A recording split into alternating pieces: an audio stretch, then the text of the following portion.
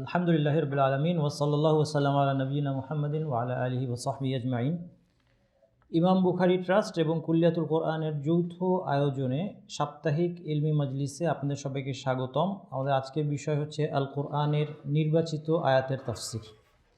আল্লাহ সুবহানাহু ওয়া তাআলা বলেন, ইন্নাল্লাযীনা ইয়াতলুনা কিতাবাল্লাহি ওয়া আকামুস সালাতা ওয়া আনফাকু মিম্মা রাযাকনাহুম সিররান ওয়া আলানিয়াতান ইয়ারজুনা তিজারাতান লান তাবুর। ইন্নাল্লাযীনা ইয়াতলুনা কিতাবাল্লাহ, যারা আল্লাহর কিতাব তেলাওয়াত করে। তেলাওয়াত শব্দটা আরবিতে দুটো অর্থ হয়, পাঠ করা এবং ফলো করা। তাহলে ইয়াতলুনা কিতাবাল্লাহের মধ্যে আল কোরআন পড়া এবং আল কোরআনের আনুগত্য করা দুটি অন্তর্ভুক্ত। ইন্নাল্লাযীনা ইয়াতলুনা কিতাবাল্লাহি ওয়া আকামুস সালাতা, এবং তারা সালাত প্রতিষ্ঠা করে, ওয়া আনফাকু মিম্মা রাযাকনাহুম, এবং তাদেরকে যে রিজিক দিয়েছি সেই রিজিক থেকে ব্যয় করে, সিররা ওয়া আলানিয়া, গোপনে এবং প্রকাশ্যে, ইয়ারজুনা তিজারাতান লান তাবুর, তারা সেই ব্যবসার আশা করে যে ব্যবসা কখনো ধ্বংস হবে না, যে ব্যবসা কখনো লস হবে না। আল্লাহ রাসূল সাল্লাল্লাহু আলাইহি সাল্লাম বলেন, মাজতামা কওমুন ফি বাইতিন মিন বুয়ুতিল্লাহি ইয়াতলুনা কিতাবাল্লাহি ওয়া ইয়াতাদারাসুনাহু বাইনাহুম, যখনই কোনো একদল লোক আল্লাহর ঘরগুলোর মধ্যে কোনো একটি ঘরে মিলিত হয়,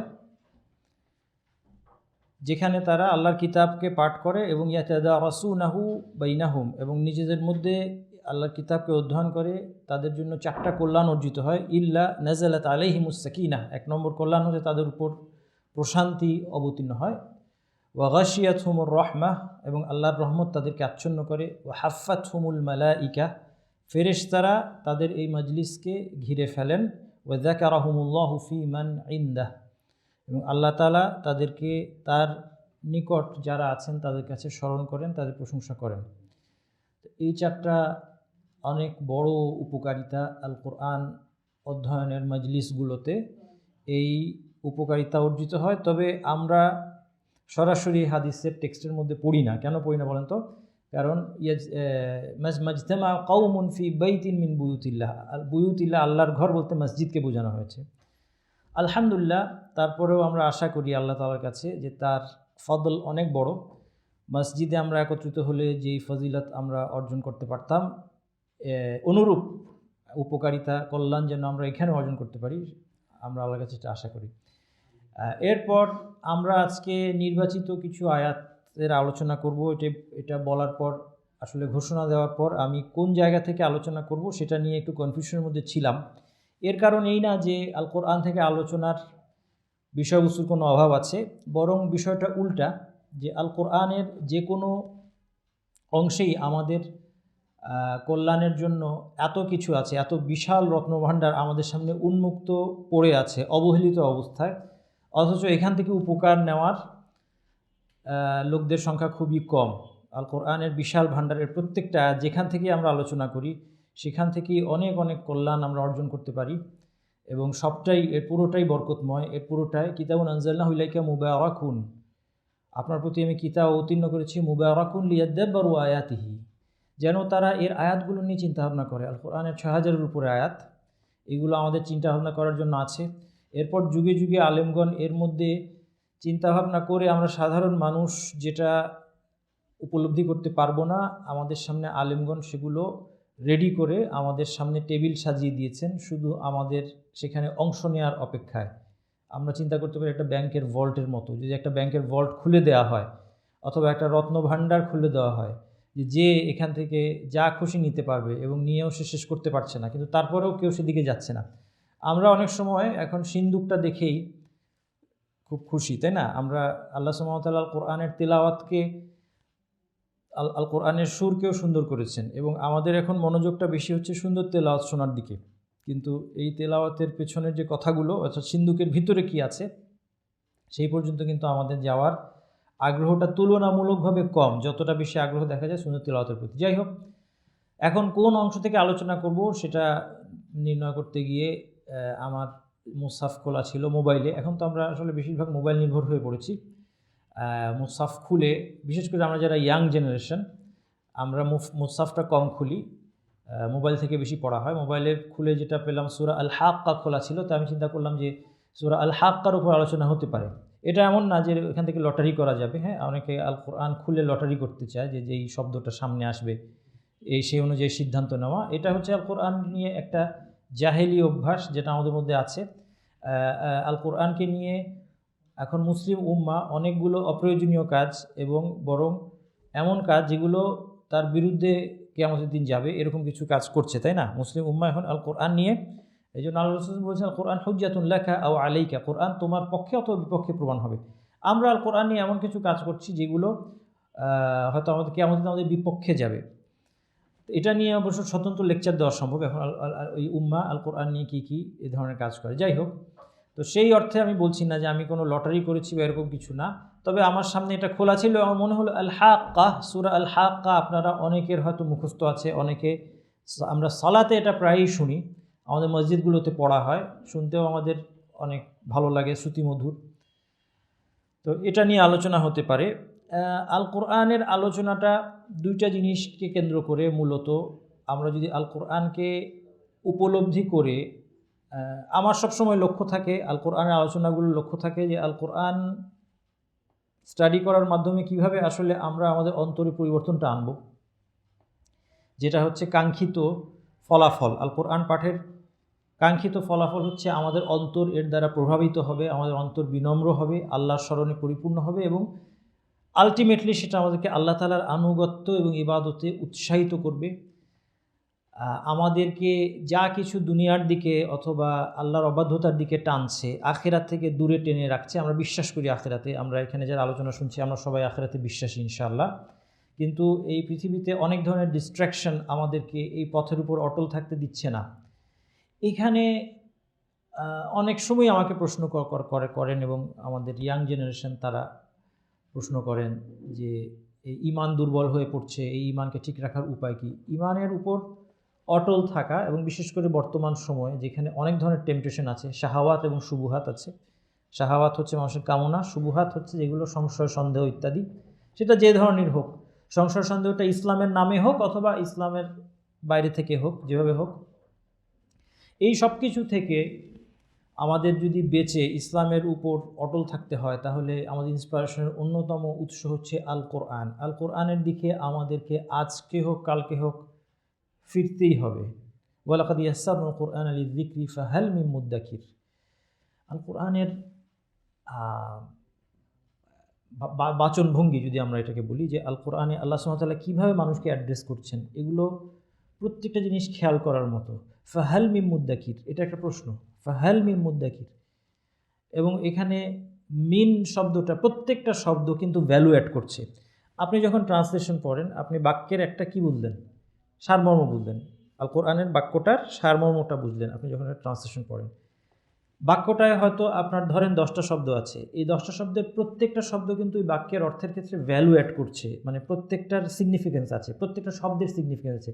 ফাহাল মিন মুদ্দাকির, মিন কেন আসলো এটারও একটা সিগনিফিকেন্স আছে, যে উপদেশ, আমরা বলি উপদেশ গ্রহণ করার কেউ আছে কি, এটা আল্লাহ সুবহানাহু ওয়া তাআলা প্রশ্ন করছেন। তাহলে আলটিমেটলি আমাদের আল কোরআনের কাছে আসতে হবে, আজকে হোক কালকে হোক। তাহলে আমরা যত দেরি করব তত আমরা পিছিয়ে যাচ্ছি। এটা ছাড়া আমাদের দ্বিতীয় কোনো চয়েস নাই, দ্বিতীয় কোনো অপশন নাই। নিশ্চয়ই জাহান্নামটা আমাদের জন্য কোনো অপশন না, আমাদের হয় জান্নাতি নয় জাহান্নামী হতে হবে আমাদেরকে, এর মাঝামাঝি তো কিছু নাই। তাহলে এই দেরি করাটা তো আমাদের কোনো অপশন হতে পারে না। তাহলে যত দ্রুত আমরা আল কোরআনের দিকে আসব, যত গভীরভাবে আল কোরআনকে বোঝার চেষ্টা করব, আল কোরআনের ভাষা শেখার চেষ্টা করব, এই সব কিছু আমাদেরকে দ্রুত আখিরাতের পথে নিয়ে যাবে, জান্নাতের পথে আমাদেরকে নিয়ে যাবে।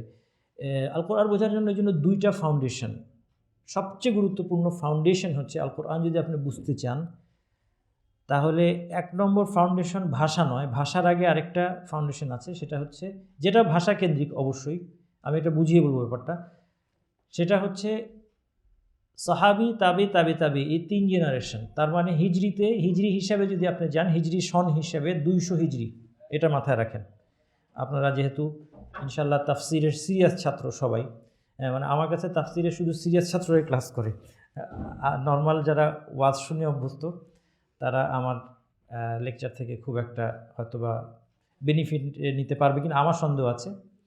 কিন্তু যারা আপনারা সিরিয়াসলি আল কোরআন বুঝতে চান, দিন শিখতে চান, কোরআনের চর্চাটা অব্যাহত রাখতে চান, আমার আলোচনাগুলো তাদের জন্য। আমি এখানে কুল্লিয়াতুল কোরআন কারীমেও আমাকে তাফসিরের ক্লাস দেওয়া হয়েছিল, ছাত্রদেরকে আমি আরবিতে তাফসির পড়িয়েছি কিছুদিন। আলহামদুলিল্লাহ, আমার বাসা অনেক দূরে থাকায় এটা আসলে কন্টিনিউ করা মুশকিল হয়ে গিয়েছে। এখানে আপনাদের এই উত্তরা, আমার এক দিনী ভাই উনি বলতেন যে ওই এলাকা থেকে, আমি ধানমন্ডির কাছাকাছি থাকি, ওখান থেকে তিনি বলতেন এটা কসরের দূরত্ব। উনি মজা করে বলতেন যে আপনার এখানে আসলে তো মনে হয় না নামাজ কসর করতে হবে, এত দূরে আসলাম, এরকম একটা অবস্থা। যাই হোক, তো যেটা বলছি যে আপনারা যারা কোরআন সিরিয়াসলি অধ্যয়ন করতে চান এবং কোরআনকে সঠিকভাবে বুঝতে যদি চান, তাহলে এই তথ্যগুলো আপনার মাথায় রাখেন। আপনাদেরকে প্রথমে এই 3 জেনারেশনের তাফসিরের মধ্যে যেতে হবে কোনো না কোনোভাবে, হয় সরাসরি নয়তো কারো মাধ্যমে। এবং এগুলো এখন এমন একটা যুগে আমরা বসবাস করছি, একটা ক্লিকের দূরত্বে এই সব কিছু। আপনি আমাকে যদি জিজ্ঞেস করেন একটা আয়াত দেন, আল হাক্কা, আজকে আমাদের প্রথম আয়াত কি? আল হাক্কা। আল হাক্কা, এই আয়াতের অর্থ হিসেবে সাহাবিরা কি বলেছেন, তাবিন কি বলেছেন, তারা প্রথম 3 জেনারেশন, 200 হিজরি বললাম তাই না, 200 হিজরি পর্যন্ত খেয়াল রাখবেন। এটা হচ্ছে আপনার সমস্ত তাফসিরের ফাউন্ডেশন। এরপরে যত ইমাম আত-তাবারি, তার মৃত্যু কত সালে কে বলতে পারবেন? ইমাম আত-তাবারি 310 হিজরি।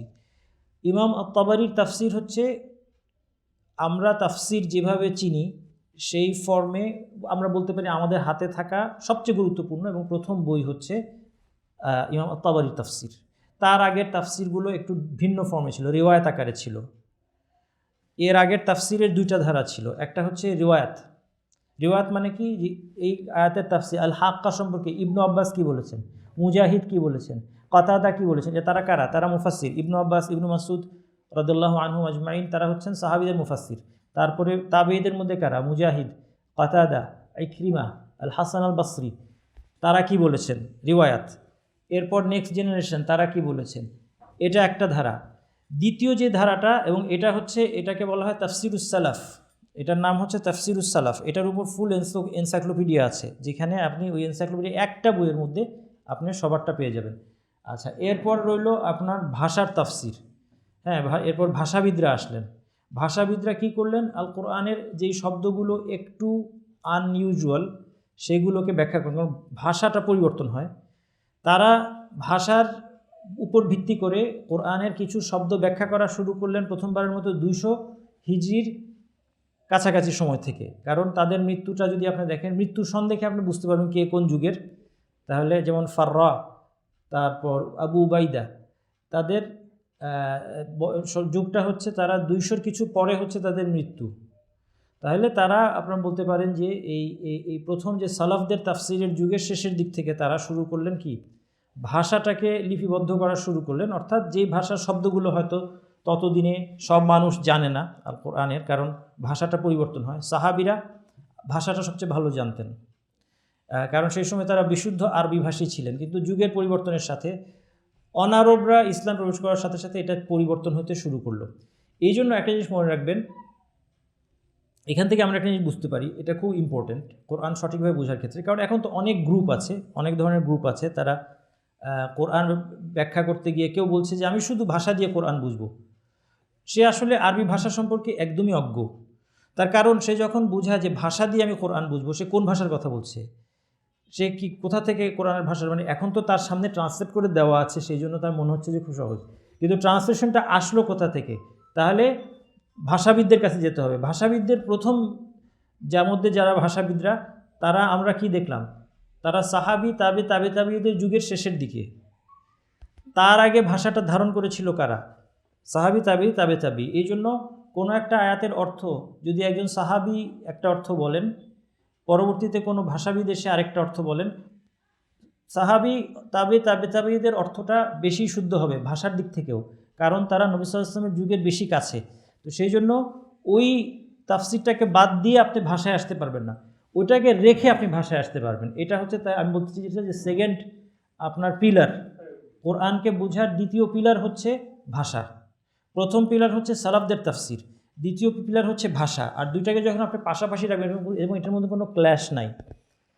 অনেক সময় সাহাবিরা ভাষার একটা দিককে ব্যবহার করে তাফসির করেছেন, একজন ভাষাবিদ এসে এটার সাথে কিছু সংযোজন করতে পারেন। তার মানে এই না যে এটা ছিল না আগে, এটা আগেও ছিল, হয়তো সেটা উল্লেখ করা হয় নাই, কিন্তু আরবি ভাষার নিয়মের মধ্যে পড়ায় এবং সাহাবিদের কথার সাথে সাংঘর্ষিক না হওয়ায় এটাও আল কোরআনের অ্যাকসেপ্টেবল তাফসির হিসেবে গ্রহণযোগ্য হবে। আল হাক্কা, এই শুরুটা যদি আমরা খেয়াল করি, এই দুইটা ফাউন্ডেশনের কথা বলে আমি মূল আলোচনায় চলে যাই। আল হাক্কা, এই শুরুটা যদি আমরা খেয়াল করি, আরবিতে আপনারা যদি একটা বাক্য বুঝতে চান, আরবিতে বাক্য দুই প্রকার হয়, আপনারা জানেন না? বলেন তো কেউ একজন। হ্যাঁ, একটা হচ্ছে জুমলা ইসমিয়া বলা হয়, নাউন বেসড বাক্য, আর একটা হচ্ছে জুমলা ফি'লিয়া, ভার্ব বেসড বাক্য। আরবিতে পার্টস অফ স্পিচ যেটা আমরা বলি, সেটা আরবিতে হচ্ছে 3 রকম। তার মধ্যে একটা হচ্ছে ইসম, একটা হচ্ছে ফেল, একটা হচ্ছে হার্ফ। ইসম হচ্ছে নাউন, নাউন প্রোনাউন যা কিছু আছে এগুলো সব হচ্ছে নাউন, প্রোনাউন, অ্যাডজেক্টিভ, এগুলি সব কি ইসম। তারপরে ভার্ব তো চিনলেনি, আর বাকি রইল কি হার্ফ, যেগুলো প্রিপোজিশন, হ্যাঁ, কনজাংশন, এগুলো। আচ্ছা, এই হার্ফ যেগুলো আছে, প্রিপোজিশন, কনজাংশন, এগুলো আসলে ইসম এবং ফেলকে আমরা বলতে পারি খেদমত করে। তাহলে মূল হচ্ছে আরবি ভাষার মূল যে 2 ধরনের শব্দ, সেটা হচ্ছে একটা হচ্ছে নাউন, একটা হচ্ছে ভার্ব। বাক্যটা কখনো নাউন বেসড হতে পারে, কোনো ভার্ব বেসড হতে পারে। নাউন বেসড বাক্যের সহজ উদাহরণ কি? সাবজেক্ট এবং প্রেডিকেট। একটা সাবজেক্ট থাকে এবং সাবজেক্ট সম্পর্কে, মানে একটা বস্তু থাকে বা কোনো একটা বিষয় থাকে, সেই বিষয় সম্পর্কে আপনি যেই সংবাদটা দিবেন সেটাকে বলা হচ্ছে কি? প্রেডিকেট, যেটা ইংরেজিতে আমরা জানি। যেমন আল হাক্কা, আপনি তাফসীরের মধ্যে গেলে দেখবেন যে আল হাক্কা বলা হচ্ছে, এটা হচ্ছে কিয়ামতের একটা নাম অথবা কিয়ামত দিবসের বৈশিষ্ট্য। আচ্ছা, কেউ যদি বলতো যে এটা সম্পর্কে একটা কমপ্লিট বাক্য, যেমন আল হাক্কাতু ওয়াকিআতুন, কেউ বললো যে আল হাক্কা ওয়াকিআতুন মানে কিয়ামতটা ঘটবে, তাহলে এটা সাবজেক্ট এবং প্রেডিকেট দিয়ে একটা বাক্য হতো। এখানে মজার বিষয় হচ্ছে যে সাবজেক্ট আছে আল হাক্কা, কিন্তু তারপর প্রেডিকেটের জায়গায় আরেকটা বাক্য আসছে মাল হাক্কা, এবং এই দ্বিতীয় বাক্যটা হচ্ছে একটা কী ধরনের বাক্য? ইন্টারোগেটিভ, যেটাকে ইস্তিফহামিয়া বলা হয় আরবিতে। এটা হচ্ছে প্রশ্ন করা হচ্ছে, মাল হাক্কা, যে এই হাক্কাটা কি? এই প্রশ্নটাকে বলা হচ্ছে ইস্তিফহাম আত-তাহওয়িল ওয়া তা'যীম। অর্থাৎ যেমন আমরা কোনো একজন সম্পর্কে বা কোনো কিছু সম্পর্কে সে কত গ্রেট, এটা বোঝানোর জন্য আমরা প্রশ্ন করি। হ্যাঁ, খালিদ বিন ওয়ালিদ কে ছিলেন? আমি এভাবে জিজ্ঞেস করলাম কাউকে, খালিদ বিন ওয়ালিদ কে ছিলেন? আবদুল্লাহ ইবনে ওমর কে ছিলেন? এই প্রশ্নের অর্থ হচ্ছে তিনি অত্যন্ত মর্যাদা সম্পন্ন একজন ব্যক্তি ছিলেন, খুব সাংঘাতিক একজন কিছু ছিলেন, ইত্যাদি। ঠিক একইভাবে এইখানে আল হাক্কাতু মাল হাক্কাহ মিলে, এই দুইটা অংশ মিলে একটা বাক্য হয়েছে, আল হাক্কাতু মাল হাক্কা। বাক্যটা আপনি চিন্তা করার চেষ্টা করেন যে বাক্যটা কেমন। আল হাক্কা বলে আল হাক্কা সম্পর্কে কথাটা যেভাবে সাধারণভাবে বাক্য কমপ্লিট করি, এভাবে কমপ্লিট করা হয় নাই। আল হাক্কা সম্পর্কে সংবাদটা আল্লাহ তাআলা স্বাভাবিকভাবে না দিয়ে সাথে সাথে একটা প্রশ্ন করেছেন, মাল হাক্কা ওয়ামা আদরাকা মাল হাক্কা। তারপরে একটা প্রশ্নের উপর আরেকটা প্রশ্ন করেছেন যে কি তোমাকে জানাবে যে এই হাক্কা কী জিনিস। তাহলে আপনারা বুঝতে পারছেন, যারা আসলে আরবি বুঝে, আমরা এই জন্য মানে বাংলা পড়ে পড়ে, ট্রান্সলেশন পড়ে পড়ে কোরআন বোঝা, আর আরবরা যেভাবে বুঝতো এর মধ্যে অনেক পার্থক্য আছে। এই জন্য আমাদের কাছে আল কোরআনটা অনেক সময় বোরিং মনে হয়। আমাদের কাছে 2, 3, 4, 5 লাইন পড়ার পর আমরা হয়তো ক্লান্ত হয়ে যাই, ঘুমিয়ে পড়ি। কিন্তু আরবদের কিন্তু ঘুমানোর কোনো সুযোগ ছিল না। যে এটা বুঝতে পারে, সে দেখছে যে বাক্যগুলো একটার পর একটা এমনভাবে আসছে যে প্রত্যেকটা নিয়ে চিন্তা করা সুযোগ আছে। এরপর দেখেন যে জবাব না দিয়ে আল্লাহ সুবহানাহু ওয়া তাআলা বলছেন কাযযাবা সামুদ ওয়া আদুম বিল কারিয়া। পরের বাক্য কি? আল হাক্কাতু মাল হাক্কা ওয়ামা আদরাকা মাল হাক্কা, মানে হাক্কা কি এ সম্পর্কে আল্লাহ সুবহানাহু ওয়া তাআলা যেন কিছুই এখানে বললেন না। না বলে আল্লাহ সুবহানাহু ওয়া তাআলা আরও 2টা প্রশ্ন করলেন, মাল হাক্কা ওয়ামা আদরাকা মাল হাক্কা, 2টি প্রশ্ন। এবং এই প্রশ্নের উদ্দেশ্য কি বলেছি? এই প্রশ্নতে কি ইস্তিফহাম তাহওয়িল ওয়া তা'যীম, মানে এই হাক্কার বিষয়টা যে কত গুরুত্বপূর্ণ সেটা বোঝানোর জন্য প্রশ্ন। এরপর এর জবাব না দিয়ে আল্লাহ সুবহানাহু ওয়া তাআলা চলে গেলেন কাযযাবা সামুদ ওয়া আদুম বিল কারিয়া। সামুদ এবং আদ কারিয়াকে অস্বীকার করেছে। এখন এই হাক্কা না বুঝতেই আমরা আরেকটা শব্দ চলে এসে, যেটার মানে হচ্ছে, এটার মানেও কিয়ামত, কিন্তু এবার শব্দটা আলাদা, কারিয়া।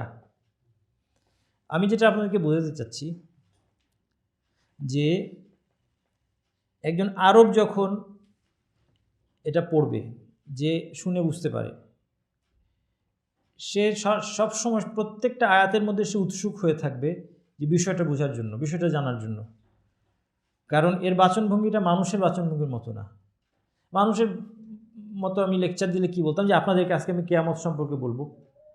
কিয়ামত হচ্ছে একটা দিন যেটা আসবে, এই সময় আসবে, সেই সময় এই ঘটনা ঘটবে, একটা সিকোয়েন্স আমি আপনার সামনে মেনটেন করতাম মানুষ হিসেবে আমি আপনার সামনে বলতে গেলে। কিন্তু আল্লাহ সুবহানাহু ওয়া তাআলা যখন বলছেন, আমরা যেহেতু আল কোরআনটা বুঝতে পারছি না, এই আরবি থেকে বুঝতে পারছি না, এই জন্য আমাদের কাছে আমরা কিছুক্ষণ পরে আল কোরআন বন্ধ করে রেখে দিই, হয়তো কিছুক্ষণ পড়ার পর আমাদের ক্লান্তি চলে আসে, বেশিক্ষণ অনেকেই আমরা বেশিক্ষণ স্টাডি করতে পারি না। কিন্তু একজন আরবের জন্য এটা তাকে ধরে রাখবে, যে অথবা আপনারা যদি আরবি বুঝেন আপনাকে এটা ধরে রাখবে। আল হাক্কা শব্দটা এটা সাহাবিরা বলেছেন, এবং সাহাবি তাবে তাদেরকে আমরা এক কথায় বলি সালাফ, সালাফদের তাফসীর। সালাফ বলতে এটাই বোঝায়, সালাফ কোনো গ্রুপিং বা কিচ্ছু না। এই 3 জেনারেশন যাদের সম্পর্কে রাসূল সাল্লাল্লাহু আলাইহি ওয়াসাল্লাম বলেছেন খায়রুল উম্মতি কারনি সুম্মা আল্লাযিনা ইয়ালুনাহুম সুম্মা আল্লাযিনা ইয়ালুনাহুম, আমার উম্মতের মধ্যে সর্বশ্রেষ্ঠ হচ্ছে আমার জেনারেশন এবং তারপরে পরবর্তী 2 জেনারেশন। 3 জেনারেশনের শ্রেষ্ঠত্ব প্রমাণিত কোরআন এবং হাদিসের দ্বারা।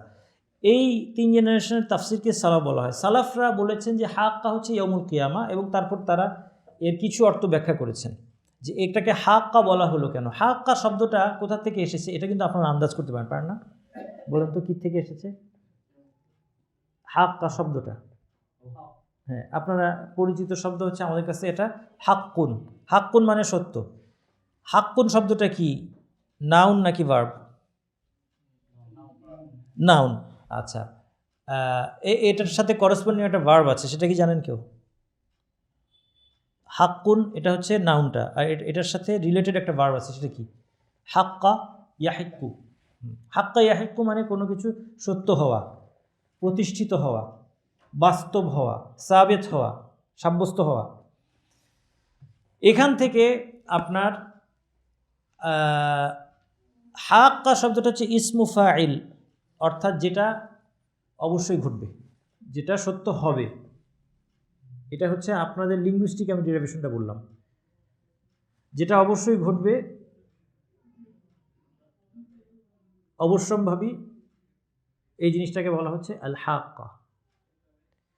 অথবা আরেকভাবে এটার অর্থ করেছেন কোনো কোনো মুফাসসির, সেটা হচ্ছে এমন একটা দিন যেদিন হাকাইক প্রকাশিত হবে। হাকাইক মানে কি? বাস্তবতা, হাকিকা। আমরা এটা বাংলাতে বলি হাকিকত। হাকিকত মানে কি? হাকিকত মানে কোনো কিছুর আসল জিনিসটা, বাস্তবতা। তাহলে এই দিনটা হাক্কা বলার একটা কারণ হচ্ছে এই দিনটা অবশ্যই আসবে, কিয়ামতের দিবসে হাক্কা বলা হয় কেন, এটা অবশ্যই ঘটবে। দ্বিতীয় কারণ হচ্ছে এই দিনে হাকাইক বা বাস্তবতা বোঝা যাবে, যে ইমানের দাবি করেছে তার ইমানের বাস্তবতা কী ছিল এটা জানা যাবে। যার মধ্যে নিফাক ছিল, যার মধ্যে কুফরি ছিল, তার বাস্তবতা কী ছিল সেটা এদিন জানা যাবে। 3 নম্বর, আরেকদল মুফাসসির বলেছে যে এই দিনে আল্লাহ সুবহানাহু ওয়া তাআলার সমস্ত প্রতিশ্রুতি, তিনি যে সমস্ত ওয়াদা করেছেন এবং হুমকি দিয়েছেন, এটা বাস্তবায়িত হবে। তাহলে এই সব দিক থেকেই এই নামটা ঠিক আছে। এই জন্য আল কোরআনের একটা শব্দ থেকে অনেক রকমের মিনিং আসতে পারে। এটা যদি অন্য কোনো আয়াত বা হাদিসের সাথে সাংঘর্ষিক না হয়, সাহাবীদের বক্তব্য, সালাফদের বক্তব্যের সাথে সাংঘর্ষিক হয়ে না যায়, তাহলে সবগুলি অর্থ একসাথে প্রযোজ্য হয়। এটা তাফসীরের একটা মূলনীতি, এবং সেই জন্য অল্প কথা থেকে আপনি অনেক অর্থ পাচ্ছেন। তাহলে কিয়ামতের দিন সম্পর্কে অনেক কিছু শুধুমাত্র এই একটা শব্দের মধ্যে আমাদেরকে শিখিয়ে দেওয়া হলো, যে এই দিনটা অবশ্যই আসবে এবং এই দিন মানুষের বাস্তবতা প্রকাশ পাবে। আজকে যারা ইসলামের দাবি করছে সে আসলে কেমন মুসলিম, আজকে যারা ইমানের দাবি করছে সে কেমন মুমিন, এবং অন্যান্যরা যাদের মধ্যে নিফাক আছে সে সেটা চেপে রেখেছে, এই সব কিছু প্রকাশ পাবে। হ্যাঁ, হাকায়কুল উমুর, সমস্ত বিষয়ের বাস্তবতা সেদিন প্রকাশ পাবে, এবং আল্লাহ সুবহানাহু ওয়া তাআলার ওয়াদা সেদিন বাস্তবায়িত হবে। কাযযাবাত সামুদ ওয়া আদুম বিল কারিয়া। আচ্ছা, এখন এর সাথে এই বাক্যের সম্পর্ক কি বলেন? অর্থাৎ এই কিয়ামত দিবসের পরিচয় দিতে গিয়ে আল্লাহ সুবহানাহু ওয়া তাআলা এটা নিয়ে আসলেন কেন, যে সামুদ জাতি এবং আদ জাতি কারিয়াকে অস্বীকার করেছে। তার আগে কারিয়া শব্দটা কিয়ামতের আরেকটা নাম। কিয়ামতকে কারিয়া বলা হয়েছে কেন? কারাআ শব্দের অর্থ হচ্ছে কোনো একটা জিনিসকে কোনো একটা জিনিস দিয়ে আঘাত করা, যেটাতে খুব শব্দ হয়, খুব জোরে শব্দ হয়, এবং এই ধরনের শব্দে মানুষ চমকে যায়। কিয়ামত দিবসকে কারিয়া বলা হয়েছে এই জন্য যে কিয়ামত দিবসের উপস্থিতিতে মানুষের অন্তরে এমন একটা আতঙ্ক এবং ভীতির সঞ্চার হবে যেটা কখনো অতীতে হয়নি। এই ধরনের ভীতিপ্রদ একটা অবস্থা তৈরি হবে, এই জন্য কিয়ামতের আরেকটা নাম হচ্ছে কারিয়া। এবং একটা সূরা আছে, আপনারা জানেন, আল কারিয়াতু মাল কারিয়া ওয়া মা আদরাকা মাল কারিয়া ইয়াউমা ইয়াকুনুন নাসু কাল ফারাশিল মাবসুস। এই জন্য আরবি ভাষাটা অত্যন্ত রিচ। এই কিয়ামত সম্পর্কে কিয়ামতের অনেকগুলো নাম আল কোরআনের মধ্যে এসেছে। আপনার এটা আরবি ভাষার একটা বৈশিষ্ট্য যে প্রত্যেকটা শব্দের অনেকগুলো প্রতিশব্দ আছে। বলা হয় যে সিংহের নাকি 500টা প্রতিশব্দ আছে এবং প্রত্যেকটার মিনিংয়ের মধ্যে সামান্য ডিফারেন্স আছে। আপনারা বাংলায় সিংহের কয়টা প্রতিশব্দ জানেন? একটা দুইটা কি জানেন বলেন? সিংহের একটা প্রতিশব্দ বাংলায়, আরবিতে পরে গেলাম। হ্যাঁ, বাংলায় আমরা সিংহের প্রতিশব্দ খুব একটা জানি না, যার যেহেতু এটা ব্যবহার করা হয় না। আছে হয়তো বা 10, 12টা, 15টা পাওয়া যেতে পারে, এবং তার মধ্যে কিছু মানে যেটা একেবারেই অচল, ব্যবহার হয় না, এবং খুব প্রাচীন কোনো বাংলায় হয়তো সেটা পাওয়া যাবে। আচ্ছা, কিন্তু আরবিতে অনেকগুলো আছে। আল কোরআনের মধ্যে সিংহের, আচ্ছা সিংহের এমনি কমন শব্দটা কি? আপনারা তো অনেকে জানেন না, আরবি কোর্স করেছেন অনেকে। বলেন সিংহ আরবি কি? আসাদ, লাইস। হ্যাঁ, আসাদ কি আল কোরআনে আসছে? আসছে নাকি? আসে নাই। লাইস আসছে? লাইসও আসে নাই। আল কোরআনের মধ্যে একটা শব্দ আসছে, এটা কে বলতে পারে? আল কোরআনের মধ্যে যে শব্দটা আসছে এটা কে বলতে পারবে? সিংহ, সিংহ। কাসওয়ারা কোন সূরায়? কোন সূরায়? মুদ্দাসসির। ফাররাত মিন কাসওয়ারা কাআন্নাহুম হুমুরুম মুস্তানফিরা ফাররাত মিন কাসওয়ারা। পড়েন নাই? তাহলে আমাদের কোরআন সম্পর্কে দেখা যাচ্ছে সাধারণ জ্ঞান খুব কম, তাই না? এখন অন্য কোনো বিষয়ে একটা প্রশ্ন করলে, জাগতিক বিষয় তো অনেক কিছু বলতে পারবেন না? হ্যাঁ, কিন্তু আল কোরআনের মধ্যে সিংহের একটা শব্দই আসছে আমার জানা মতে, আল কাসওয়ারা। হ্যাঁ, আচ্ছা, এগুলো জানতে হবে, এগুলো পড়তে হবে। আর সূরা কোন? মুদ্দাসসির। সূরা মুদ্দাসসির কোন পারায়? 29 পারা। তো 29 পারা তো এমনি 29-30 পারা তো সবারই এটা মুখস্থ থাকা দরকার ছিল, তাই না? ওই ছোটো বাচ্চাটারও মুখস্থ থাকা দরকার। 29-30 পারা তো শুনে শুনে মুখস্থ হয়ে যাওয়ার কথা ছোটোবেলার থেকে। এগুলো অনেক তেলাওয়াত হয়। যাই হোক, তাহলে এরকম কাসওয়ারা, সিংহকে কেন কাসওয়ারা বলা হয়েছে এটার পিছনে আবার আপনি ডিকশনারি ঘাটলে অনেক কিছু পাবেন। লাইস কেন বলা হচ্ছে? সিংহ যেগুলো লাইস কেন নাম হলো? গদানফার আরেকটা শব্দ আছে সিংহের। হ্যাঁ, এগুলো কমন। হায়দারা, হায়দারা কেন বলা হয়েছে সিংহকে? সেখানে আবার দিকে একটা তাৎপর্য পাবেন। কোনো একটা শব্দ হয়তো তার মাসলের দিকে ইঙ্গিত করছে, কোনো একটা শব্দ তার শক্তির দিকে বা তার সাহসের দিকে ইঙ্গিত করছে। এইভাবে করে দেখবেন কোনো একটা শব্দ তার বয়সের দিকে ইঙ্গিত করতে পারে। মানে জোয়ান সিংহের একটা শব্দ, আবার বুড়া সিংহের আরেকটা শব্দ। বুঝতে পারছেন? এইভাবে করে আপনার ওই বলা হয় যে 500 অথবা 300 যেটাই হোক, এরকম অনেকগুলো আছে, কোনো সন্দেহ নাই। তো আরবি ভাষাটা এই জন্য খুবই রিচ। আরবি ভাষা খুবই রিচ, এবং আরবি ভাষা আপনি যত চর্চা করবেন আপনার অনেক ধরনের উপকার হবে। যে কোনো ভাষা শিক্ষা কিন্তু মানুষের ব্রেনের জন্য ভালো। যারা এখানে ছাত্র, ইয়াং যারা আছেন, আপনাদের জন্য যে কোনো ভাষা শিক্ষা ভালো। আর যদি ভাষা শিখতেই হয়, জাপানিজ ভাষা শিখে মানুষ শখ করে, জার্মান ভাষা শেখে, ফরাসি ভাষা শিখে, আরবি ভাষা কেন শিখছেন না? আরবি ভাষা তো আগ্রহের আপনার কোনো অভাব হওয়ার কথা না। শিখতে থাকেন একটু একটু করে আপনি। আর এখন তো অনেকে আরবি শেখাচ্ছে, কিন্তু এই আরবি শিক্ষায় গিয়ে এক জায়গায় গিয়ে যেন কেমন আমরা, হ্যাঁ তুমি কেমন আছো, আমি ভালো আছি, এগুলি কয়েকটা ডায়লগ শেখার পর কেমন যেন আটকে যায়। যাই হোক, কাযযাবা সামুদ ওয়া আদুম বিল কারিয়া। সামুদ জাতি এবং আদ, তারা কারিয়াকে অস্বীকার করেছে। ঠিক আছে? আচ্ছা, আরেকটা জিনিস প্রশ্ন করি আপনাদেরকে। আল কোরআনে আল্লাহ সুবহানাহু ওয়া তাআলা যখন অতীতের জাতিগুলোর ধ্বংস করে দিয়েছেন আল্লাহ তাদেরকে, তাদের অবাধ্যতার কারণে, তাদের অবিশ্বাসের কারণে, এটা বলতে গিয়ে আল্লাহ সুবহানাহু ওয়া তাআলা বিস্তারিত বিবরণ দিয়েছেন কোন কোন জাতির, এবং এটা কয়েকটা সূরার মধ্যে আছে, এবং মোটামুটি একই সেট অফ উম্মার কথা আছে, একই সেটের কথা আছে। কারা? একটা হচ্ছে সামুদ, একটা আদ। আর কি? হ্যাঁ, সামুদ আর আদ তো এখন আসলো। ফিরাউন, কওমে লূত, আসহাবে মাদাইন মানে শুআয়ব আলাইহিস সালামের জাতি। আরেকটা বাকি আছে, নূহ আলাইহিস সালামের জাতি। 6টা। এই 6টা হচ্ছে কমন। মাঝে মধ্যে ইব্রাহিম আলাইহিস সালামের কথা এসেছে, কিন্তু ইব্রাহিম আলাইহিস সালামের উম্মাতকে গোটা ধ্বংস করে দেওয়া এরকম কোনো বিবরণ মনে হয় নাই। কিন্তু এটা আছে একদম, নূহ আলাইহিস সালামের জাতিকে ধ্বংস করে দিন আল্লাহ সুবহানাহু ওয়া তাআলা, এটা সবচেয়ে আগে। তারপরে হচ্ছে সামুদ, তারপর হচ্ছে আদ, তারপর হচ্ছে কওমে লূত, তারপর হচ্ছে মাদিয়ান, শুআয়ব আলাইহিস সালামের জাতি, এবং তারপর হচ্ছে ফিরআউন। হ্যাঁ, আচ্ছা যাই হোক, সামুদাত ধরেন কাছাকাছি। আচ্ছা, এরপর তাহলে এই 6টা এখানেও আছে, এই 6টা এখানেও আছে, কিন্তু সিকোয়েন্সটা অন্য, সবসময় একই সিকোয়েন্সে আসে নাই। কাযযাবা সামুদ ওয়া আদুম বিল কারিআ ফাআম্মা সামুদ, এখন প্রথম আল্লাহ তাআলা এখানে সামুদের কথা বলেছেন। ফাআম্মা সামুদ ফাউহলিকু বিত্তাগিয়া, সামুদের ব্যাপার হচ্ছে আল্লাহ বলছেন উহলিকু, তাদেরকে ধ্বংস করা হয়েছে কি দিয়ে? বিত্তাগিয়া। তাগিয়া মানে কি? তাগা শব্দের মূল অর্থ কি? হ্যাঁ, তাগা শব্দ অর্থ হচ্ছে সীমা লঙ্ঘন করা। যেমন এই সূরার মধ্যেই আরেকবার পরে আসছে, দেখেন, লিঙ্ক করলে, আপনি লিঙ্ক করলে ভালো মনে রাখতে পারবেন, এবং শুনলে কোরআনের ভাষা শেখার যে সুবিধা কি, আপনি কি নতুন করে কোরআনের কোনো অর্থ বের করবেন না, যে অর্থটা ইতিমধ্যেই আছে এটা বুঝতে পারবেন, এবং আলেমরা যে অর্থটা, মুফাসসিররা যে অর্থগুলি ব্যাখ্যা করে গিয়েছেন সেটা বুঝতে পারবেন, মনে রাখতে পারবেন, শুনলে রিকল করতে পারবেন। ভাষা শেখা কখনো তাফসির পড়ার বিকল্প হবে না, আপনি নিজে নিজে বুঝে ফেলবেন সেটা না, কিন্তু আলেমরা যেটা বুঝিয়ে দিয়েছেন সেটা বুঝতে আপনার সহজ হবে, এবং এরপর আপনি যখন তেলাওয়াত করবেন আপনি প্রভাবিত হবেন, আপনার উপর প্রভাব পড়বে। আপনি যখন তাহাজ্জুদে পড়বেন আপনার উপর প্রভাব পড়বে, আপনি যখন তারাবিতে শুনবেন তখন আপনি না ঘুমিয়ে আনন্দ নিয়ে আপনি শুনতে পারবেন।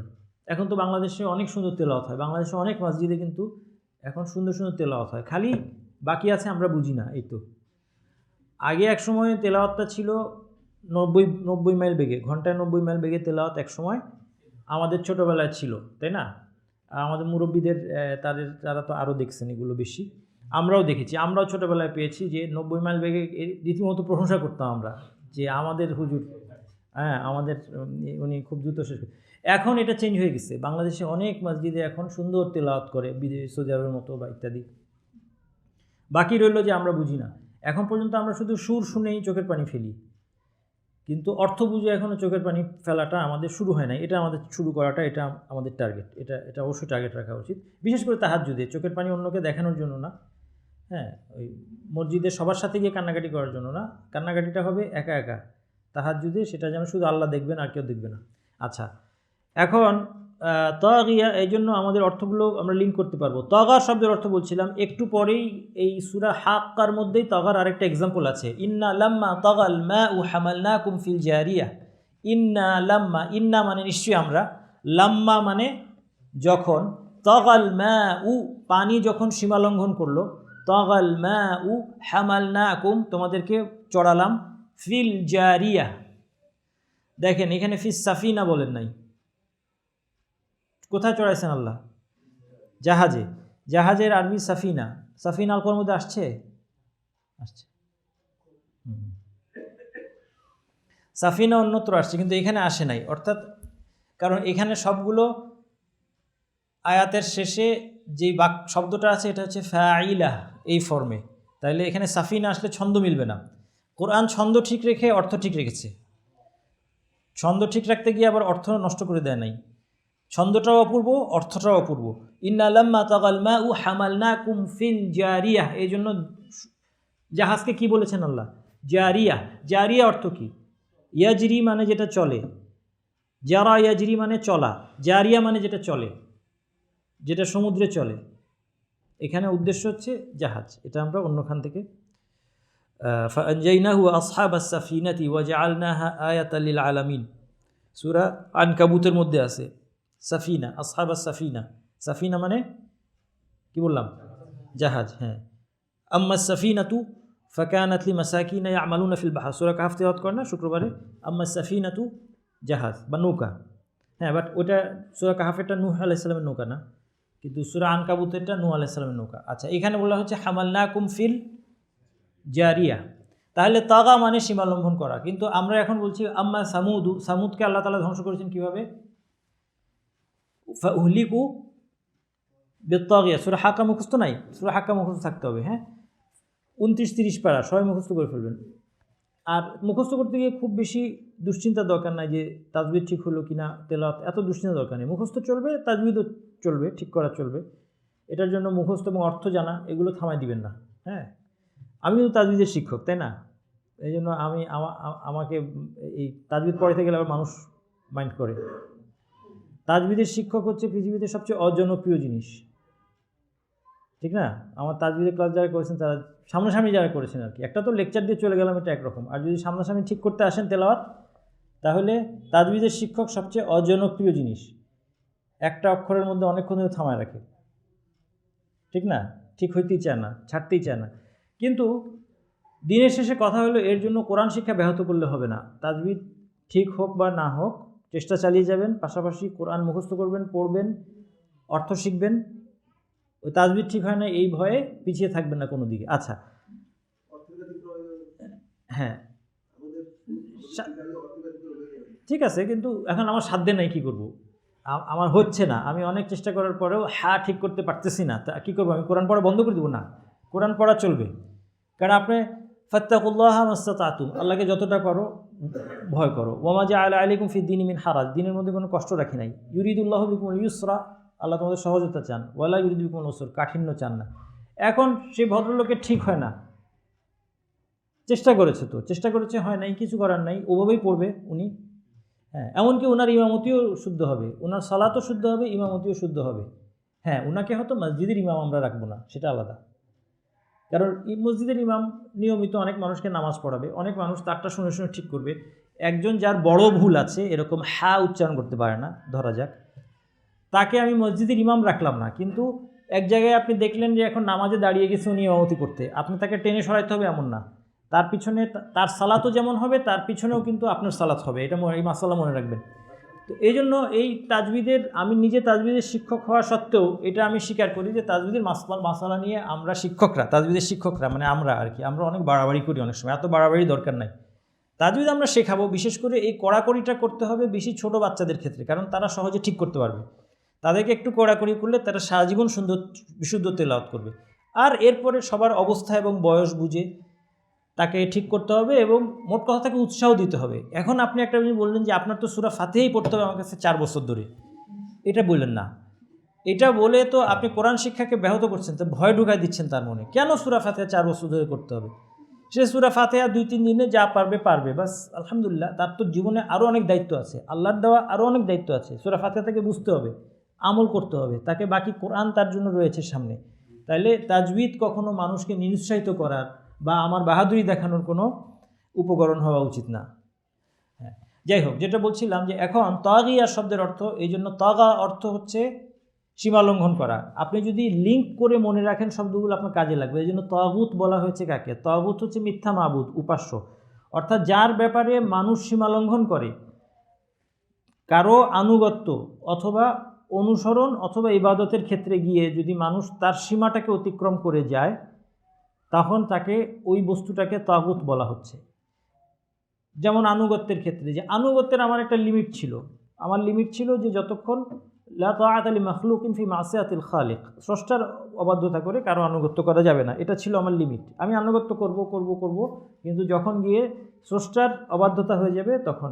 সেই জন্য আনুগত্য, অ্যাবসলিউট আনুগত্য যদি আমি কাউকে দিয়ে দিই, যে সব অবস্থায় আমি কোনো প্রশ্ন না করে আপনার আনুগত্য করতে বাধ্য, এই বিশ্বাস যদি করি, তখন সে আমার জন্য তাগুত হয়ে যাবে। তাহলে এই শব্দটাও কিন্তু এখান থেকে আসছে, কারণ তাকে নিয়ে আমি কি করলাম? সীমা লঙ্ঘন করলাম। তাহলে তাগুতের মধ্যে সীমা লঙ্ঘনের সেন্স আছে, কিন্তু এখন আপনার এটা মিলাইতে হবে। এটা তো আমাদের কাছে ক্লিয়ার, তুগিয়ান মানে সীমা লঙ্ঘন, এটা আমাদের কাছে ক্লিয়ার। রুট শব্দ হচ্ছে কি? তুগিয়ান। তুগিয়ান থেকে আসছে তগা, তগাল মা। আমি উদাহরণ দিলাম, তগাল মা মানে কি? কি বললাম? তগাল মা মানে পানি যখন তার সীমা ছাড়িয়ে গেছে, মানে পানি সীমা অতিক্রম করে, বিপদ সীমা আমরা এখন বলে না, বিপদ সীমার উপর দিয়ে পানি প্রবাহিত হচ্ছে। তাহলে নূহ আলাইহিস সালামকে জাতিকে যখন ধ্বংস করে দিয়েছেন, তখন পানি তার সমস্ত সীমা অতিক্রম করে এমনকি পাহাড় পর্যন্ত ডুবিয়ে দিয়েছিল। কারণ নূহ আলাইহিস সালামের ছেলে কাফির ছিল, সে কাফের ছিল, কিন্তু যার সমস্যা ছিল কি? সে কাফিরদের সাথে থাকছে, এই জন্য কাফিরদের সাথে থাকতে নাই, কাফিরদের সাথে থাকা নিষেধ। নূহ আলাইহিস সালাম বলছেন ফালা তাকুম মা আল কাফিরিন ইয়া বুনাইয়া আরকাম মা'ানা। নূহ আলাইহিস সালাম কী বলছেন? যে আমাদের সাথে জাহাজে আসো, লা তাকুম মা আল কাফিরিন, কাফিরদের সাথে থেকো না। কারণ কাফিরদের সাথে থাকলে কাফিরদের ফিলোসফি মাথায় ঢুকবে। ওর মাথার মধ্যে সেকুলার ফিলোসফি ঢুকছিল। সে বলছিল সাআউই ইলা জাবালি ইয়াসিমুনি মিনাল মা, আমি ওই পাহাড়ে উঠে গেলে পাহাড় আমাকে পানির থেকে বাঁচাবে। এটা হচ্ছে তার সেকুলার চিন্তা, যে পাহাড় অনেক উঁচু, এখানে কোনোদিনও পানি উঠবে না। কেন? কারণ এম্পিরিক্যালি দেখা যায় না কোনোদিন পানি ওখানে উঠছে। হ্যাঁ, আমার কাছে যে ডেটা আছে সেই ডেটায় তো কোনোদিন আমরা দেখি নাই যে পানি ওখানে উঠছে, কোনোদিনও পানি এখানে। সে মনে করছে যে ওই ডেটাটাই তার এটাই ওয়াহির মতো। হ্যাঁ, তখন নূহ আলাইহিস সালাম বলছেন লা আসিম আল ইয়াউমা মিন আমরিল্লাহি ইল্লা মান রাহিম, আজকে আল্লাহর আদেশ থেকে কেউ বাঁচাতে পারবে না, আল্লাহ যাকে রহম করবেন সে ছাড়া। তাহলে এই এই যে এই তুগিয়ানের অর্থটা, এটা যদি আপনি এখানে লিঙ্ক করেন তাহলে আপনি কি পাবেন? এটা আপনাকে এভাবে বুঝাচ্ছি কেন, আপনি এখন সালাতে শুনলে আপনাকে মুখস্থ করতে হবে না, আপনি এমনি মনে করতে পারবেন। কাযযাবা সামুদু ওয়া আদুম বিল কারিয়া ফাআম্মা সামুদু ফাউহলিকু বিত্তাগিয়া, সামুদকে ধ্বংস করা হয়েছে তাগিয়ার মাধ্যমে। এখন তাগিয়া অর্থ এখানে কি? এটা হচ্ছে, এর দুইটা ব্যাখ্যা আছে, দুই ধরনের ব্যাখ্যা পাওয়া যাবে। একটা ব্যাখ্যা হচ্ছে বিসাইহাতিত তাগিয়া। দেখেন তাগিয়া শব্দটা খেয়াল করেন, একটু আপনারা চিন্তা করলে পারবেন, মানে এটা কঠিন মনে করার কিছু নয়। তাগিয়া শব্দের শেষে গোলতা আছে না? সাধারণত আরবিতে গোলতা কিসের জন্য আসে বলেন তো? ফিমিনিন হলে কোনো একটা শব্দ গোলতা আসে। তাহলে তাগিয়া শব্দটা, আর আল কোরআন একটা জিনিস মনে রাখবেন, অনেক সময় আল্লাহ সুবহানাহু ওয়া তাআলা সিফাত উল্লেখ করেন কিন্তু কোন বস্তুর সিফাত সেটা বলেন না, এটা বুঝে নিতে হয় কোন বস্তুর সিফাত। তাগিয়া হচ্ছে এমন কিছু যে সীমালঙ্ঘন করেছে এবং জিনিসটা ফিমিনিন, খেয়াল করতেছেন নাকি? আচ্ছা, জিনিসটা যদি ফিমিনিন হয় তাহলে জিনিসটা কি হতে পারে? সামুদকে কিসের মাধ্যমে ধ্বংস করছেন আল্লাহ, আপনার জানা আছে? সামুদকে অন্যখানে আল্লাহ বলেছেন সাইহা মানে কি? বিকট আওয়াজ। হ্যাঁ, আওয়াজ দিয়ে ধ্বংস করে দিয়েছেন। এই জন্য এখানে আলেমগণ বলছেন যে তাগিয়া শব্দটা যার বৈশিষ্ট্য সেটা উজ্জ্ব আছে, সেটা হচ্ছে সাইহা, অর্থাৎ এমন একটা আওয়াজ যেটা সীমা ছাড়িয়ে গিয়েছে, অর্থাৎ আওয়াজের যে সীমা হয় সেই সীমার বাইরের একটা আওয়াজ। এই আওয়াজের চোটে তারা মৃত্যুবরণ করেছিল। এই আওয়াজের দুইটা কাজ ছিল। এই আওয়াজ, একদিকে আওয়াজটা তো এক ধরনের ভাইব্রেশন, ফলে ভূমিকম্প হয়েছিল সে আওয়াজের সাথে, আওয়াজের কারণে ভূমিকম্প হয়েছিল। এই জন্য কোনো কোনো বর্ণনা আছে এটা জিবরিল আলাইহিস সালামের চিৎকার ছিল, কিন্তু এটা সহিহ হাদিস দ্বারা সাব্যস্ত কিনা এটা দেখতে হবে। তো যাই হোক, যেটাই হোক, আওয়াজের উৎস যেটাই হোক, এই ভাইব্রেশনের ফলে একটা ফলাফল ছিল ভূমিকম্প, প্রচণ্ড ভূমিকম্প। এই জন্য অন্যত্র এই শাস্তিকে বলা হয়েছে রজফাহ মানে ভূমিকম্প। হ্যাঁ, সাইহা মানে আওয়াজ, রজফা মানে ভূমিকম্প। তাহলে এটা সাইহা এবং রজফা, কারণ এই আওয়াজের ফলে ভূমিকম্প হয়েছে, এটা হচ্ছে একটা দ্বিতীয়, এটা শাস্তির একটা দিক। কারণ ভূমিকম্প মানুষ সবসময় ভয় পায়, ভূমিকম্পের সামনে মানুষ গিয়ে অসহায় হয়ে যায়। যত বড় সে জব্বারই হোক, পৃথিবীর বুকে যত বড় স্বৈরাচারী হোক, যাই হোক, সে ভূমিকম্পের সামনে গিয়ে সম্পূর্ণ অসহায়। দ্বিতীয় শাস্তির দ্বিতীয় দিকটা ছিল এই ভীষণ আওয়াজের চোটে, এই আওয়াজ তাদেরকে একদম মানে তাদেরকে মৃত্যুর কারণ ছিল। এই আওয়াজটা প্রচণ্ড উচ্চ শব্দে এই শাস্তি দিয়ে তাদেরকে ধ্বংস করা হয়েছে, এই জন্য এটাকে তাগিয়া বলা হয়েছে। এটা হচ্ছে তাগিয়া শব্দের একটা ব্যাখ্যা। দ্বিতীয় আরেকটা ব্যাখ্যা আছে, এটাও লিঙ্গুইস্টিক্যালি সম্ভব, কারণ এখানে দেখেন ফা আম্মা সামুদু ফা উহলিকু বিত্তাগিয়া, একটা বা আছে না, বিত্তাগিয়া ফা উহলিকু, আপনারা ধরতে পারছেন তো নাকি? হ্যাঁ, আপনাদের এটার কথাগুলো ধরতে বোর্ডে হলে ভালো হতো, বা প্রেজেন্টেশন বানানোর সময় পাই নাই প্রেজেন্টেশন। উহলিকু বিত্তাগিয়া, এখানে একটা বা আছে, বা দিয়ে অনেক ধরনের অর্থ হয়। হ্যাঁ, বা দিয়ে অনেক ধরনের অর্থ হয়। কাতাবতু বিল কালাম, আমি কলম দিয়ে লিখেছি, এখানে বা দিয়ে কি বোঝাচ্ছে? হ্যাঁ, উপকরণ বোঝাচ্ছে, যে আমার লেখার উপকরণ হচ্ছে কালাম। ফামসাহু বিউজুহিকুম ফামসাহু বিরুউসিকুম ইয়া আইয়ুহাল্লাযীনা আমানু, ওযুর আয়াত, ইযা কুমতুম ইলাস সালাতি ফাগসিলু উজুহাকুম ওয়া আইদিয়াকুম ওয়ামসাহু বিরুউসিকুম, তোমাদের মাথা মাসেহ করো। ওযুর আয়াতে কি আছে? মাথা মাসেহ করো। ওয়ামসাহু বিরুউসিকুম, আল্লাহ তাআলা ওয়ামসাহু রুউসাকুম না বলে ওয়ামসাহু বিরুউসিকুম বলেছেন। কি বলেছেন? ওয়ামসাহু বা দিয়ে বলেছেন, তাই না? এই বা এর অর্থ কি? এটার মতভেদের কারণে ফিকহি মাসালায় মতভেদ হয়ে গিয়েছে। আপনারা এই মাসালা শুনেছেন যে হানাফি মাযহাবে কি বলে বলেন তো? কতটুকু মাথা মাসে করলে ওযু হয়? 4 ভাগের 1 ভাগ। এটা কোথা থেকে? এটার একটা দলিল হচ্ছে ওনাদের এই বাটা হচ্ছে, উনি বলছেন বা লিত তাবঈদ, এই বা দিয়ে অংশ বোঝাচ্ছে, মানে মাথার একটা অংশে মাসে করলে হবে। আচ্ছা, হানাফি মাযহাবে তো 4 ভাগের 1 ভাগ। আরও অন্যান্য মাযহাবে আছে একটা চুল, 2টা চুল, 3টা চুল, এরকমও আছে যে আপনি 3টা চুল মাসে করলে আপনার মাসে হয়ে যাবে। হ্যাঁ, আচ্ছা, এই মতভেদগুলি অনেক সময় ভাবি যে এগুলি কোথা থেকে পেয়েছে, হাস্যকর কথা। আসলে এরকম মনে করা ঠিক না, তাদের কিছু যুক্তি আছে, যুক্তিগুলো আগে শুনতে হবে। যা কারো কথা নিয়ে হাসার আগে, বিশেষ করে আমাদের আলেমদের কথা নিয়ে হাসার আগে আসলে তাদের যুক্তিটা শুনতে হবে। যুক্তিটা শুনে বুঝবেন যে তাদের কথায় যুক্তি আছে। আপনি হয়তো ভাষা থেকে কোনো দলিলও দিতে পারবেন না, তিনি একজন আলেম, তিনি অনেকগুলো দলিল দিয়ে দিবেন, তাই না? ইমাম শাফি কী ছিলেন? তিনি, তার জন্ম ছিল কোথায় বলুন তো? গাজ্জায় জন্ম ছিল, কিন্তু তিনি বড় হয়েছেন মক্কায়, এবং মক্কায় তিনি বেদুইনদের মাঝে বড় হয়েছেন, এই জন্য তিনি একই সাথে ভাষাবিদও ছিলেন। তিনি কিন্তু ভাষার উপর অনেক বড় এক্সপার্ট ছিলেন, ইমাম শাফি। তো এখন তার কাছে যে ভাষার দলিল আছে, আপনার আমার কাছে কিন্তু এগুলো নাই। যাই হোক, আলেমদের প্রতি শ্রদ্ধা রাখতে হবে। মোট কথা তাইলে বাটা এটা হতে পারে, কিন্তু যারা বলছে যে এটা বা অংশ না অজুর আয়াতে, তারা বলছে এটা বা হচ্ছে ইলসাক, অর্থাৎ বা দিয়ে বোঝাচ্ছে যে মাসেহটা মাথাকে কাভার করবে, এইটুকুই, এটা কোনো অংশ বোঝাচ্ছে না। যাই হোক, এখানে বেতাগিয়া, এই জন্য এটার আরেকটা অর্থ বা হতে পারে সাবাবিয়া, তাগিয়া, তাগিয়ার কারণে। এই তাগিয়ার কারণে বলতে গিয়ে আরেকটা অর্থ এখানে আলমগণ বলেছেন, সেটা হচ্ছে তাদের সীমালঙ্ঘনের কারণে। বিল ফাআলাতি তাগিয়া, তারা যেই সীমালঙ্ঘনকারী আচরণটা করেছিল, সেই আচরণের কারণে তারা ধ্বংস হয়েছে। তাইলে তাফসীর কিন্তু দুই রকম হলো। ঠিক আছে, এখন কোনটা আপনি বাছাই করবেন, কিসের ভিত্তিতে বাছাই করবেন? দেখেন, মজার জিনিস, আপনারা অনেকে ছাত্র, এই জন্য এটার অ্যানালাইসিসটা শিখাচ্ছি। ইমাম আত-তাবারি রহমতুল্লাহ আলাইহি, উনি কিন্তু উনার তাফসিরটা এই জন্য খুব ইউনিক। উনার তাফসিরটা পড়লে আপনার একসাথে দুইটা পাবেন, দুইটা জিনিস পাবেন, সালাফদের বক্তব্যটা পাবেন এবং কম্পারেটিভ অ্যানালাইসিস পাবেন। উনি কিন্তু প্রচুর অ্যানালাইসিস করেছেন, নিজস্ব গবেষণা করে। নিজস্ব গবেষণার ভূমিকা হচ্ছে সাহাবীদের অথবা সালাফদের মতগুলোর থেকে একটাকে বাছাই করা। তিনি বলছেন এখানে তাগিয়া অর্থ সাইহা, যেটা প্রথম তাফসির করলাম, যে শব্দটাকে বোঝাচ্ছে, কারণ শব্দটা ছিল উচ্চ মাত্রার। ওনার মতে এটাই সঠিক, কারণ উনি বলছেন এরপরে আমরা আদ জাতির কথা যদি দেখি, ওয়া আম্মা আদুন, এরপরে আদের কথা শুরু হচ্ছে না সূরা হাক্কায়? হ্যাঁ, অনেকে মুখস্থ আছে তো নাকি? ওয়া আম্মা আদুন ফাউহলিকু বিরিহিন সারসারিন আতিয়া। আদ জাতিকে ধ্বংস করা হয়েছে কি দিয়ে? বিরিহ, রিহ মানে কি? বাতাস। সরসর মানে কি? সরসর, দেখেন শব্দটা সরসরা, শব্দটার মধ্যে বাতাসের যে প্রচণ্ড ঝোড়ো বাতাসের যে একটা সাউন্ড হয়, সেই সাউন্ডটা এটার মধ্যে, এই শব্দটার মধ্যেই কেমন যেন সাউন্ডটা পাওয়া যাচ্ছে। হ্যাঁ, সরসর, সাদ থাকার কারণে এটার মধ্যে একটা মনে হচ্ছে যেন একটা বাতাসের আওয়াজ। এটা হচ্ছে প্রচণ্ড শব্দ করে সেই বাতাসটা প্রবাহিত হয়েছিল, যেটা আজ জাতিকে ধ্বংস করা হয়েছে। এর আরেকটা অর্থ হচ্ছে বাতাসটা ঠান্ডা ছিল, দুটোই সঠিক। বাতাসটা প্রচণ্ড ঠান্ডা ছিল এবং বাতাসটার মধ্যে প্রচণ্ড সাউন্ড ছিল। ওয়া আম্মা আদুন ফাউহলিকু বিরিহিন সারসারিন আতিয়াহ, অবাধ্য বলা হয়েছে বাতাসটাকে, অবাধ্য। এখানে উতু অর্থ অবাধ্য। আচ্ছা, ইমাম তাবারি বলছেন যে এই পরের আয়াতে আদ জাতি ধ্বংসের জন্য যে শাস্তিটা পাঠানো হয়েছিল সেটা উল্লেখ করা হয়েছে, কাজে আগের আয়াতে সামুদ জাতির ক্ষেত্রেও যে শাস্তিটা পাঠানো সেটা উল্লেখ করা হয়েছে। তাহলে দুটার মধ্যে মিল হয়। যুক্তিটা কি বুঝতে পেরেছেন?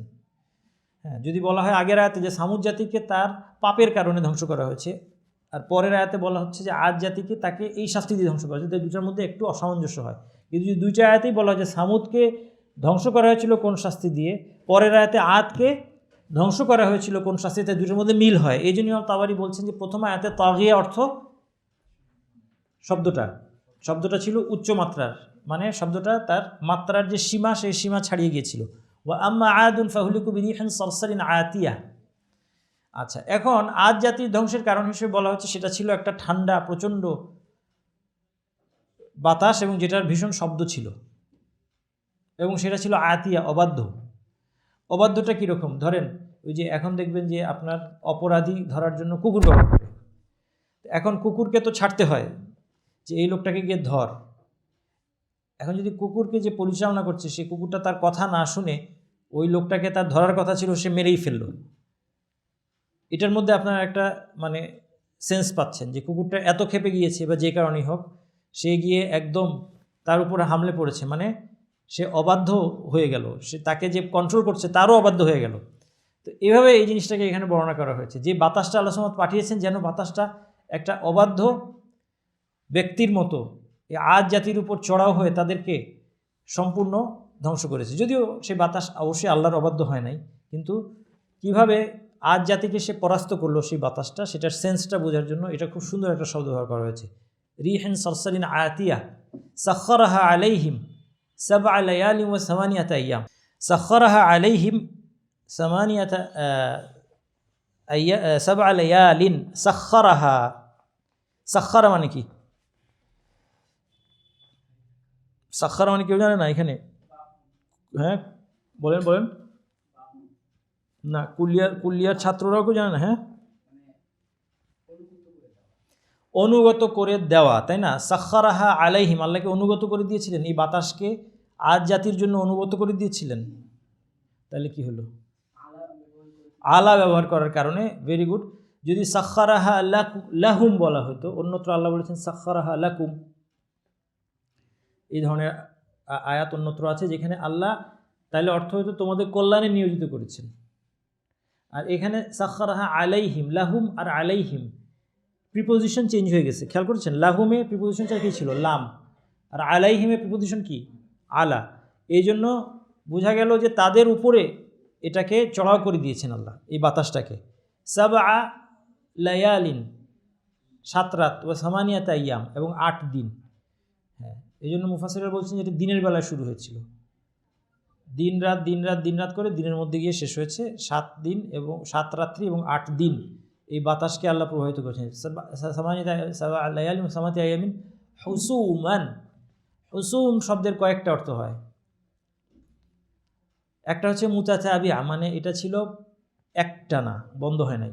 আরেকটা অর্থ হাসমুন শব্দের আরেকটা অর্থ হচ্ছে কোনো কিছুকে কেটে ফেলা, অর্থাৎ এটা তাদের সমস্ত কল্যাণকে ধ্বংস করে দিয়েছিল, এটা তাদের জন্য ছিল অকল্যাণের একটা উৎস। সামাতি আইয়ামিন হুসুমান ফাতারাল কওমা ফিহা সারআ। এখন আমরা আরবি বুঝি না বলে এই জায়গায় এসে আমাদের কাছে মনে হচ্ছে যে অনেকক্ষণ আলোচনা শুনলাম, আমরা ক্লান্ত হয়ে গেছি, তাই না?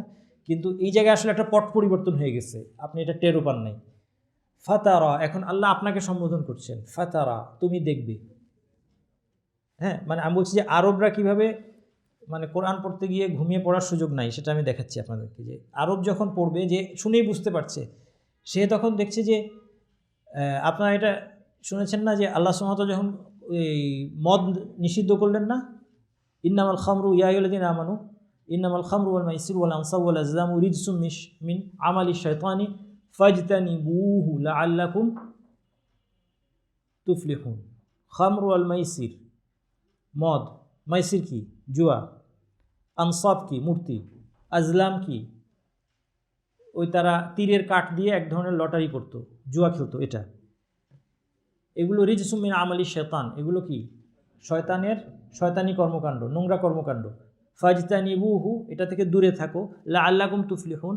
তারপরে বলছেন ইন্নামা ইউরিদু শয়তান, শয়তান চায় আইয়ুকিয়া বাইনাকুমুল আদাওয়াতা ওয়াল বাগদা, তোমাদের মধ্যে শত্রুতা এবং বিদ্বেষ সৃষ্টি করতে চায়।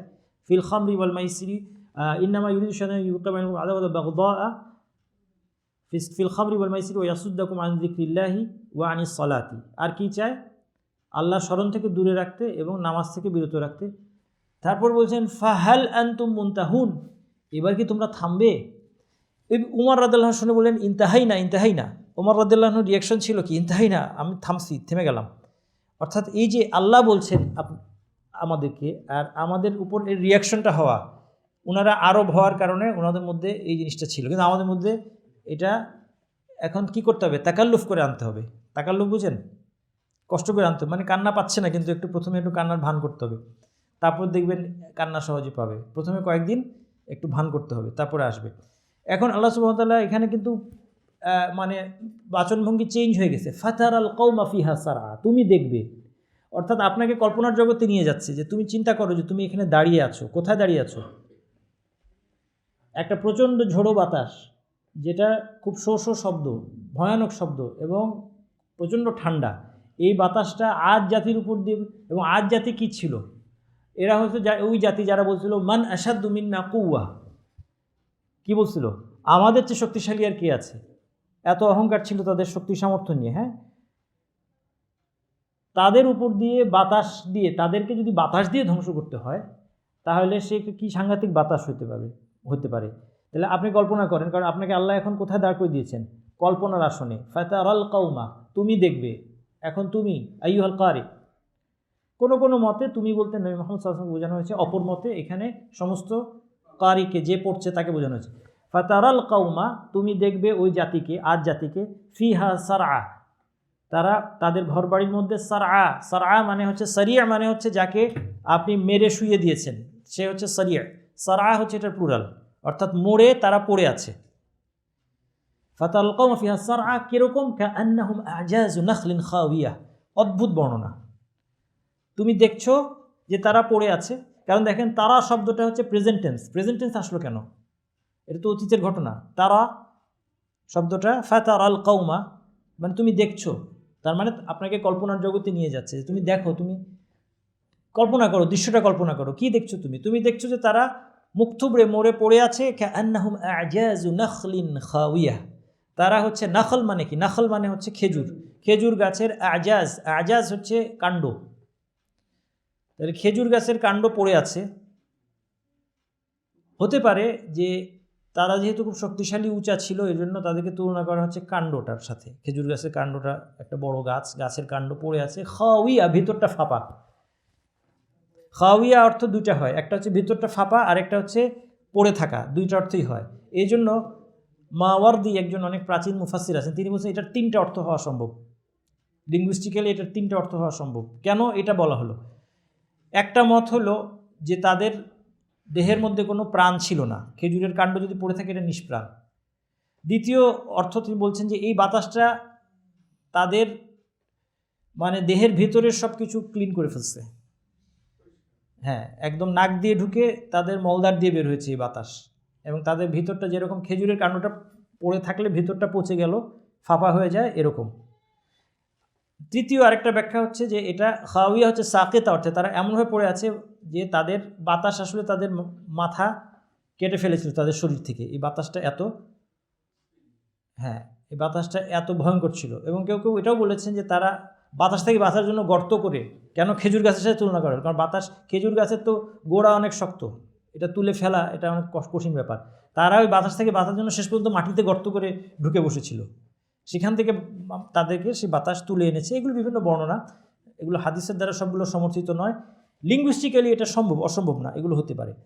আমরা বুঝতে পারছি যে এই যেইভাবেই এই বর্ণনাটা দেওয়া হয়েছে তাতে বোঝা যাচ্ছে যে তাদের পরিণতিটা খুব করুণ পরিণতি ছিল। ফাতারাল কওমা ফিহা সারআ কাআন্নাহুম আ'জাজু নাখলিন খাওয়িয়া ফাহাল তারা লাহুম মিন বাকিয়া। এখনো শেষ হয় নাই, আপনাকে আরও আল্লাহ কল্পনা করতে বলছেন।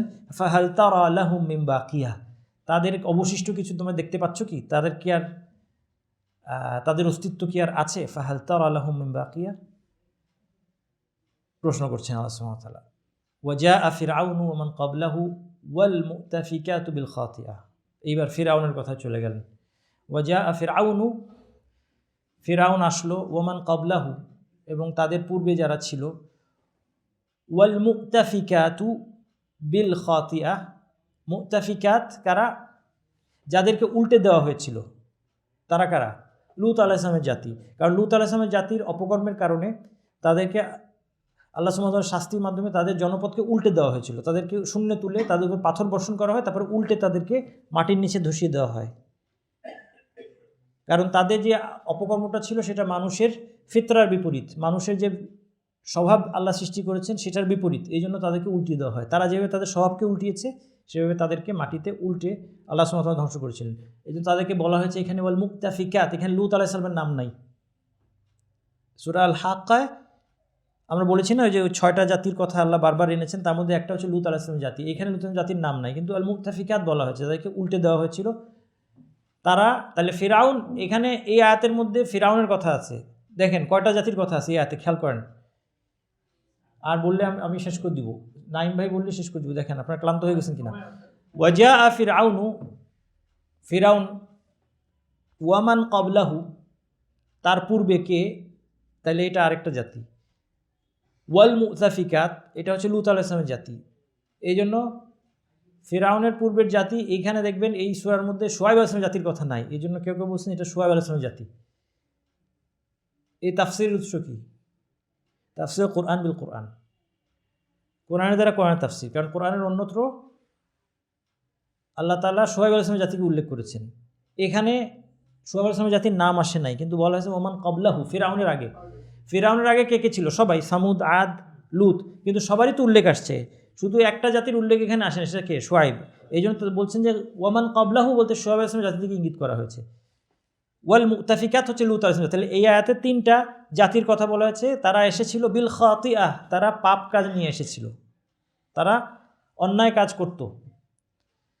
ফাআসাউ রাসূল রাব্বিহিম, সে অন্যায় কাজের মূল কথা হচ্ছে আসাউ রাসূল রাব্বিহিম, তাদের রবের রাসূলকে অস্বীকার করেছে, অবাধ্যতা করেছে, রাসূলের অবাধ্যতা। এই জন্য যে কেউ কোরআন মানবে সে বারবার দেখবে যে এখানে রাসূলের অবাধ্যতার ব্যাপারে সাবধান করা হয়েছে, এবং অনেক সময় আল্লাহ নিজের উল্লেখ না করে শুধু রাসূলের কথা বলেছেন। কেন? কারণ রাসূলের আনুগত্যই আল্লাহর আনুগত্য, রাসূলের অবাধ্যতাই আল্লাহর অবাধ্যতা। এই জন্য কেউ যদি সত্যি কোরআনে বিশ্বাস করে সে কখনোই বলতে পারবে না যে আমি রাসূলের অবাধ্য হব, আমার রাসূলকে না মানলেও চলবে, এই কথা কোনোদিনই বলতে পারবে না যে কোরআন বিশ্বাস করে। কারণ আল্লাহ যেমন এখানে এরকম অনেক উদাহরণ আছে, মাইয়ুতি রাসূল ফাকাদ আতা আল্লাহ, যে রাসূলের আনুগত্য করলো সে আল্লাহর আনুগত্য করলো। এখানে বলা হচ্ছে ফাআসাউ রাসূল রাব্বিহিম, তাদের এই পরিণতির সামারি। কয়টা জাতি? 6টা জাতি। হ্যাঁ, নূহ আলাইহিস সালামের কথা এখন আসে নাই, সামনে আসবে। যাই হোক, এরা সবাই তাদের ধ্বংসের কারণের মূল কথা হচ্ছে ফাআসাউ রাসূল রাব্বিহিম, তারা তাদের রাসূলকে নিজ নিজ রাসূলকে অস্বীকার করেছে।